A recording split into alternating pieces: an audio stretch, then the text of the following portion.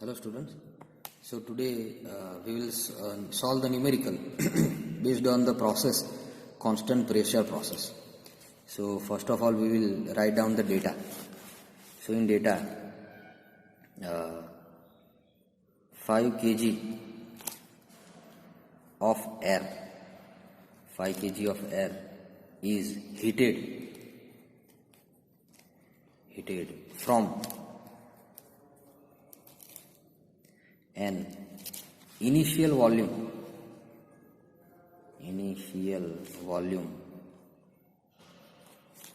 of 0.5 meter cube to final volume of 1.3 meter cube at constant pressure 4 bar at constant pressure 4 bar. Determine first heat supplied,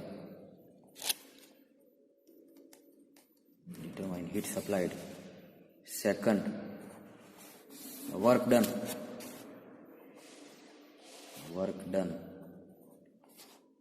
third initial and final temperature,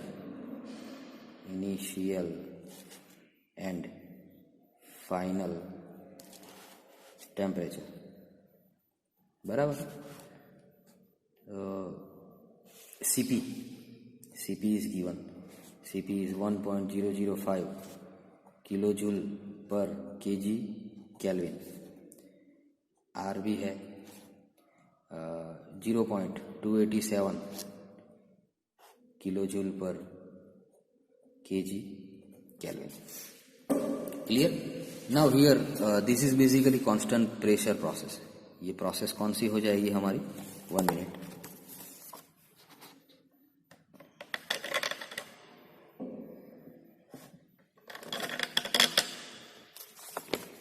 ये process जो है वो constant pressure process है, बराबर. So you can read the data आप देख सकते हो.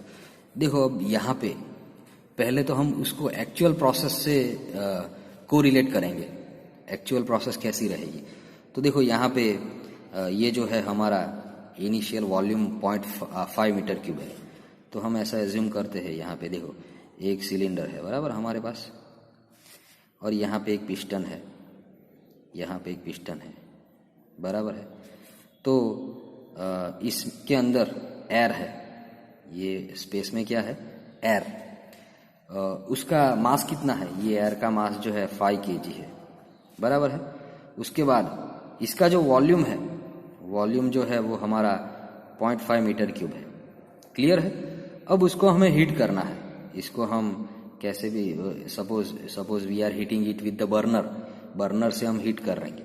अब हीट करेंगे तो क्या होगा? इसको जब हीट करेंगे तो प्रेशर तो बढ़ेगा, प्रेशर जो है वो तो बढ़ जाएगा. इस शुरू में प्रेशर भी यहाँ पे कितना है? प्रेशर भी हमारा 5 बार है. 5 बार मतलब ये पास्कल हो गया, इतना पास्कल प्रेशर है. अगर आप हीट दोगे तो प्रेशर तो बढ़ेगा, मगर यहाँ पे कंडीशन क्या है कि प्रेशर आपको कांस्टेंट रखना है. तो प्रेशर कैसे कांस्टेंट रख सकते हैं हम? तो उसके लिए आपको ये करना पड़ेगा. What you have to do? You have to move the piston upper side. आपको पिस्टन को ऊपर ले जाना पड़ेगा. तो क्या हो जाएगा? ये प्रेशर वापस, आपका जो पहला प्रेशर था 4 बार, तो वापस ये प्रेशर हमारा कितना हो जाएगा? ये P2 भी हमारा क्या रहेगा? P2 भी हमारा यही हो जाएगा, बराबर. और नया वॉल्यूम कितना है? 1.3 मीटर क्यूब है, बराबर है. अब मास तो वही रहेगा, मास तो हमारा 5 kg ही है ना, बराबर है. तो मास तो चेंज नहीं होगा. तो ये हमारी पहली कंडीशन है. This is our first and this is the second. So always remember that you have to draw on PV diagram. Always remember P versus V. अब ये कांस्टेंट प्रेशर है, ये जो प्रोसेस है हमारी कांस्टेंट प्रेशर, तो कैसी लाइन आएगी? ये लाइन ऐसी लाइन हो जाएगी हमारी, इसमें से एक पहला पॉइंट यहाँ भी हो सकता है, यहाँ भी हो सकता है, मगर यहाँ पे हमारा वॉल्यूम बढ़ रहा है। पहले वॉल्यूम कम है तो पहला पॉइंट ये आ जाएगा और दूसरा पॉइंट ये रहेगा हमारा। तो इस टाइप की प्रोसेस हो जाएगी हमारी। और बाद में ये आपको लिख लेना है हर बार। P1 कितना है हमारा 4 × 10⁵ पास्कल बराबर है। V1 कितना है 0.5 मीटर क्यूब। T1 दिया है हमें, नहीं दिया है, T1 नॉन नोन। M है हमारा 5 kg। क्लियर। तो ये पहले पॉइंट के लिए आपको लिख देना है। This is for the first point. Now for second point. For second point which data available, कौन से डेटा है हमारे पास। तो उसके लिए हमारा P2 है हमारे पास, P2 है हमारे पास, ये है P2। उसके बाद V2 है हमारा, V2 कितना है 1.3 मीटर क्यूब है। M भी है हमारा, M है 5 kg। क्लियर। तो ये जो है वो सेकंड पॉइंट के लिए। अब हमें जो फाइंड आउट करना है, आप यहाँ पे देख लो क्या फाइंड करना है, हीट सप्लाइड, उसके बाद वर्क डन और इनिशियल एंड फाइनल टेम्परेचर। तो पहले वो फॉर्मूला हम देख लेते हैं, कौन सा फॉर्मूला हम यूज करेंगे। तो आप देखो बुक में देख लो आप। For that you have to look at the book and the table from the book. So here we will try to look in the table. देखो टेबल में आप देख सकते हो कि ये जो है हमारा प्रोसेस कौन सा है हमारा, अभी कांस्टेंट प्रेशर प्रोसेस है ना। तो कांस्टेंट प्रेशर प्रोसेस के लिए देखो आप देख सकते हो, कांस्टेंट प्रेशर प्रोसेस के लिए क्या है हमारा कोरिलेशन, ये कोरिलेशन है। हीट सप्लाइड क्या है mCp डेल्टा टी। वर्क क्या है PV2 - V1। डेल्टा यू क्या है mCv T2 - T1। क्लियर। और डेल्टा एच क्या है हमारा mCp T2 - T1। ये आपको याद रखना है कि ये सारे फॉर्मूला है हमारे, बराबर है। तो देखो 1 by 1 जो फाइंड आउट करना है वो यहाँ पे लिख लेते हैं हम। पहला क्या फाइंड आउट करना है, हीट सप्लाइड। तो हीट सप्लाइड के लिए फॉर्मूला क्या था हमारा, for heat supplied remember before that mCp T2 - T1, ये फॉर्मूला था हमारा हीट सप्लाइड के लिए। मगर यहाँ हमारे पास T1 भी नहीं है, T2 भी नहीं है, तो ये तो अभी पॉसिबल नहीं है, बराबर, अभी ये पॉसिबल नहीं है। उसके बाद क्या फाइंड आउट करना है, वर्क डन। उसके बाद हमें फाइंड आउट करना है वर्क। तो वर्क का फॉर्मूला है PV2 - V1। क्लियर है, PV2 - V1। तो ये फाइंड आउट कर सकते हैं हम, that we can find out. और otherwise you can also utilise this MR T2 - T1। So we will find out with the both method, हम दोनों मेथड से फाइंड आउट करेंगे। और लास्ट में क्या है, तीसरा क्या पूछा है हमें, which is our third answer, that initial and final temperature that T1 and T2। तो हम पहले ये काम करेंगे कि ये सारे दो टेम्परेचर पहले फाइंड आउट कर देते हैं। Initially we will find out the temperature first. तो देखो पहले पॉइंट के लिए ये हमारे पहला पॉइंट का पैरामीटर है सारा। तो कैसे टेम्परेचर मिल जाएगा, टेम्परेचर कैसे मिलेगा, तो हमें पता है we all know that P1 V1 is equal to MR T1।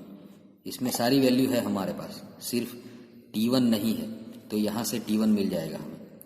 T1 के लिए देखो क्या हो जाएगा, P1 V1 divide by MR। P1 क्या है हमारा, देखो P1 यहाँ पे लिख दो 4 × 10⁵। V1 कितना है हमारा 0.5 मीटर क्यूब है ना। M क्या है 5 kg। और R जो है हमारा देखो यहाँ पे R क्या है 0.287, मगर याद रखो ये किलो जूल में है, मगर हमें किस में रखना है, जूल में रखना है। तो ये 287 हो जाएगा। तो यहाँ से हम फाइंड आउट करते हैं, देखो कैलकुलेटर में से लिखते हैं, कैलकुलेटर में यही सारी वैल्यू हमें लिखनी है, ये सारी वैल्यू लिखनी है। तो ऊपर लिखना है 4 1 मिनट, यहाँ पे आप देख सकते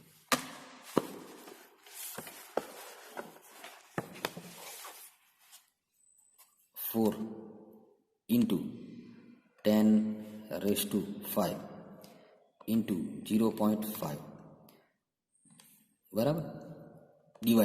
डिवाइड में देखो आपको ब्रैकेट लिखना है, याद रखना, ये मिस्टेक आपको करनी नहीं है, ये ब्रैकेट लिखना है। तो ये हो जाएगा हमारा T1 कितना हो गया 139.37, ये यूनिट रहेगा हमारा केल्विन। क्लियर है? So I hope it is clear to everyone. और let me check the answer book में क्या है वो देख लेते हैं हम। Okay, so that is this answer we can get, यहाँ से ये आंसर मिल गया हमें। अब जो है हमें T2 फाइंड आउट करना है। अब T2 फाइंड आउट करना है तो उसके लिए कोरिलेशन में जाना पड़ेगा। उसके लिए कहाँ जाएंगे हम? कोरिलेशन में। तो कोरिलेशन ऐसा है कि V1 by T1 is equal to V2 by T2, ये हमारा कोरिलेशन है। तो देखो कोरिलेशन के बेसिस पे T2 हमें मिल जाएगा, क्या रहेगा T2 V2 into T1 divide by V1 बराबर है। तो T2 के लिए V2 क्या है हमारा 1.3 था ना, इंटू T1 हमारा क्या मिला अभी 139.37 और V1 तो है ही हमारे पास 0.5 मीटर क्यूब बराबर है। तो यहाँ पे again from calculator we can find out that 1.3 into 139.37 is equal to divide by 0.5, तो ये हो गया हमारा 362.362 केल्विन। तो ये हमारा T2 हो गया बराबर है। उसके बाद देखो अब टेम्परेचर मिल गए तो हमें जो फाइंड आउट करना है वो देख लेते हैं हम। पहला था हमारा क्या है mCp T2 माइनस T1, तो ये तो मिल जाएगा हमें पहला आंसर। तो पहला आंसर फाइंड आउट करते हैं, heat supplied mCp T2 minus T1। m कितना था हमारा 5 kg। Cp है, हमें Cp दिया है, देखो यहाँ पे Cp दिया है ना, मगर कौन सा यूनिट है याद रखना है, देखो किलो जूल है, मगर अगर जूल में कन्वर्ट करेंगे तो आंसर हमें जूल में मिलेगा। तो जूल हम एक कॉमन प्रैक्टिस रखते हैं कि हर बार जूल में कन्वर्ट करना ही है, इंटू 10⁻3, तो ये जूल हो गए। उसके बाद T2 माइनस T1, T2 कितना मिला अभी, ये मिला ना हमें 362.362 माइनस T1 क्या था हमारा, देखो T1 जो था हमारा 139.37 बराबर है। ये हो गया हमारा हीट सप्लाई। तो हीट सप्लाई भी कैलकुलेट करते हैं, क्या हो जाएगा 5 इंटू 1.005 इंटू 10⁻³ इंटू ब्रैकेट में क्या आ जाएगा 362.362 माइनस 139.37, ये हो गया हमारा आंसर। क्या मिला हमें, देखो आंसर आप देख सकते हो क्या है 1120534.8, ये जो है जूल में आंसर आएगा, क्योंकि हमने जो है ये किस में लिया है जूल में, तो ये आंसर हमारा जूल में आएगा। अगर किलो जूल में कन्वर्ट करना है इसको, अगर किलो जूल में, तो क्या आ जाएगा 1120.5348, ये हो जाएगा हमारा किलो जूल बराबर है।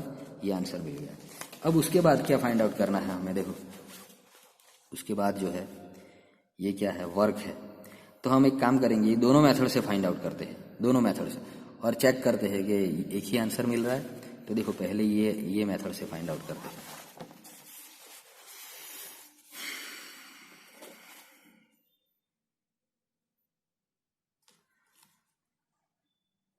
mR T2 माइनस T1, चलो m कितना था हमारा 5, r कितना है, r दिया है ना यहाँ पे देखो किलो जूल में, तो उसको जूल में कन्वर्ट कर देते हैं 287। T2 कितना था हमारा 362.362, T1 क्या था 139.37 बराबर। देखो अब कैलकुलेटर में कर देते हैं, ये आंसर फाइंड आउट कर देते हैं कैलकुलेटर में, तो आ जाएगा 5 इंटू 287 इंटू 362 362.362 माइनस 139.37, कितना आ गया आंसर हमारा? 319,993.52, 319,992.52, 993.52। ओके, तो ये हो गया हमारा जूल में हो जाएगा, क्योंकि हमने यहाँ पे ये जूल में लिया है। तो किलो जूल में क्या आ जाएगा? 319.9 किलो जूल। क्लियर है? तो देखो मैंने आपको बोला दूसरी मेथड से भी फाइंड आउट करते हैं हम, तो ये आंसर ये दूसरा ही हो गया, मगर ये क्या हो गया? PV2 minus V1। P कितना है हमारा? 4 बार है ना, तो 4 × 10⁵।